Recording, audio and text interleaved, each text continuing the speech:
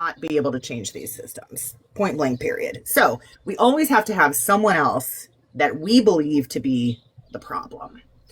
And my stepmother was a victim of that mentality. Now, I say victim because she didn't have, I think, the emotional intelligence, the educational intelligence to learn, know, or do better. And that wasn't something I realized until I had graduated high school and started college. And my two friends, my two best friends that I first made in college were Black men. And I'm still friends to them with them to this day. It's been almost 30 years. But I had introduced them to my parents. And separately, then she had a conversation with me and she said, it's okay for you to be friends with them, but you can't date them, right? And I Right. was shocked. I never knew that that was how she thought or anything, because my father had had conversations with me growing up that were very different. And and even though my father taught us different, I still don't know everything, right? It's still a constant deconstruction, a constant learning process. But one thing that one of the women had said, and I can't remember which one, is, you know, do you just believe that about Black people? And should Black people stand back and do nothing?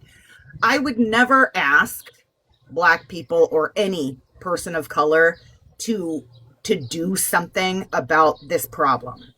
What I will say is that what I learned and was told about Black people, I didn't see in any of the Black people I knew. So knowing them made a huge difference and probably sped up my deconstruction, because I was like, yeah, this doesn't track, right? Like what you're saying and what I'm seeing are two very different things. Right. Yeah. Yeah. I It's like two completely different realities. It It's is. like really weird. It is. And again, I would never ask anyone else to do the work for us, Right. right? That is not their responsibility. It's ours. And No. but knowing that and being around Black people my whole life, I that's why when she said that I was shocked and appalled, because I wasn't raised that way, right? By my aunts, by my mother before she passed, by my father. Right. So that was a very different way Sure. of thinking. And Right. I'll land because I feel like I Yeah. babbled. I'm sorry. It's okay. Yeah, and I understand that. And like, one of the things that we subscribe to at Eager is the 15 characteristics of white supremacy culture, as like the dismantling starts there, and it starts in ourselves. Um, so yeah, so Yeah.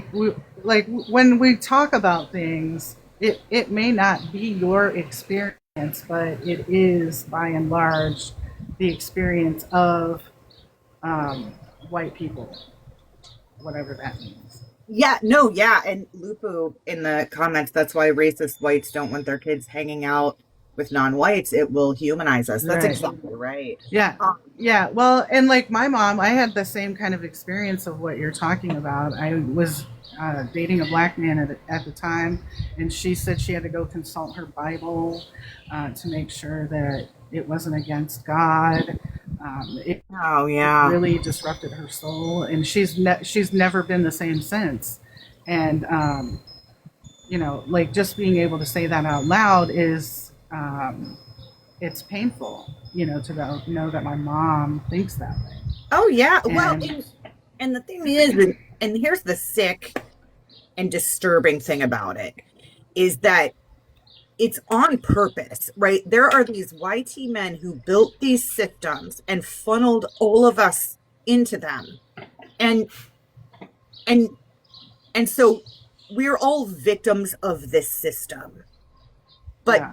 in that system, we have power as YT Right. people. And that's why it's on us to dismantle these systems. Yep. And my running theory right now, Eager, and you can tell me if you agree with that, is, That's why we created this whole thing.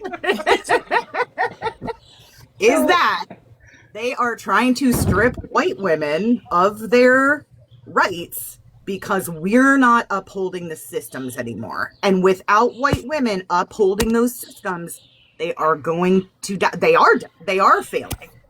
And so they're trying to rein us back in, and Yeah, it's not going to happen. Cat's out of the bag, everything's out of control, and it's over, right? But we have to do the work to make sure that we fully dismantle these systems, and that's why Project 2025 is here, to make sure that they can speed up holding on to their power. That's my theory. so they.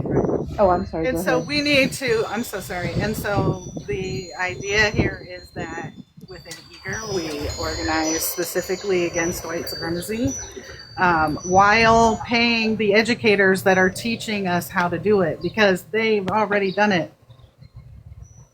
They've already done it. They keep Yeah. doing it all day, Yeah. every day. All day, every day.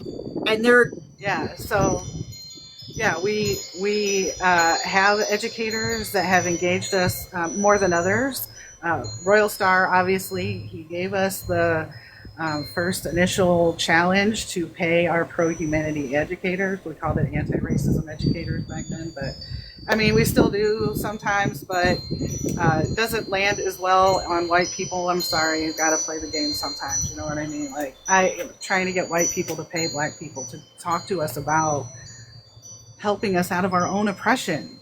Literally. Like, yeah. we are doing this shit to ourselves. Yeah. And then because we don't like the way we're treated, we're taking it out on everybody else and making sure they hurt more than we do. Well, exactly. That's how they built it. Because as long as we're fighting Yeah. each other, we're never coming together to fight them. That's the whole point. That's the whole entire point. That's how we've gotten where we Right. are. And it's hundreds, thousands of years of oppression and division. And, look at where we are now in this country. We are so isolated. We are so divided. We are so hateful. We are so scared. We are so broke. And what's happening isn't what they thought would happen. What's happening is that people actually are coming together. They are deconstructing. They're not following the narrative. And that's where Project 2025 comes in, because they want to try to get us back on track. Now, it's never going to happen. However, Right. we have to work even harder to make sure that it doesn't. And by we, I mean us, right? What you're doing, us as YT women especially, and that's who I talk to mostly on my channel, is deconstructing YT women. Because if we don't uphold these systems, they have nothing. They have nothing. This is a great point. This is a great point you're making. Because I want to let folks know the demographic of people that are drawn to Eager. So I am a non-binary person. I go by they them pronouns. Okay, thank you. But yes, but I don't weaponize them. So like I don't go, you are a bad person because you accidentally. Like I don't do that. I don't subscribe to that ideology. Sure. Yeah. Like people are indoctrinated just like everything else. So I just don't look at it. Some people do feel more dysphoric than I do, so I leave room for that too. So whatever. I appreciate That's you how I sharing feel. that, because I did not know that, and I want to. Yeah. I never want Yeah. to So, but I wanted to address though the people that are typically drawn to Eager. So typically, the people that come to Eager are poor, they're disabled, they are like ADHD, ADHD, they're queer in some way. So this is more of a queer-led organization at the end of the day. But we do have cishet people here, and they're welcome here. We help them also deconstruct that kind of stuff too. I love it. Yeah, so we have a whole system in Signal where we have different chats for different things. So it doesn't all get junked up together. Oh, But I have to get that. I don't know what that is. I'm almost 50 and I'm not very techy, but well, I'm look into 51, that. so Okay. I'm 51, Okay. and and I created this initially with Joss Peace. She's in the comments I think still. But anyway, it was just a way for us initially to kind of coordinate efforts. It's like a messaging app to coordinate our efforts when we were sending payments. Oh, okay. So like basically I went on TikTok and I'm like, hey, I'd like to take up Royal Stars Challenge to pay the educators that I'm learning from on TikTok. Yes, And I love that. I don't really have friends that would want to do this with me right now. Yep. I'm still deconstructing, and everybody is racist around me. That's where I was at that time. Like, everybody is racist around me. I can't. And it's like, oh yeah, that's because white people are racist. That was the But anyway, that was the epiphany that I came to. That I ended up being entirely isolated because it's like yeah, when you really deconstruct, you find yourself really isolated. You do, and I'll say I am neurodivergent. And it's like, I don't mind being really isolated, but it's like, wow, you really recognize everybody is, including yourself, is racist. Well, I mean, I've but lost where jobs. are you on your journey? Very much I've by lost yourself. Jobs over it. I've lost jobs over it because I don't keep my mouth shut. Like, No. I don't. If I see something, I say something. Because exactly, you point out all of it, and it's like, then you're very much by yourself. Well, yeah, pretty much. And YT people will turn against you too. Like, quickly. You don't follow the narrative. Those are the only people I see follow, like coming against me. I see Black, Brown, Indigenous, and other people of color just wanting me to leave them alone. And the only people that are coming after me are other white people. Somebody asked in the comments, how did that stop racism? It can stop it when you start taking action in community with other people who are like yourself. When you take action in legislation. Yes. Yeah. Susan's made some really good points. Particularly when your degree is in politics. Well, mine's in educational studies, but yeah. So I mean, let me tell you how to pass legislation and to work with legislation. Yeah, you can. You can. And two of the people that were friends. I don't think this organization doesn't believe that this system is reformable.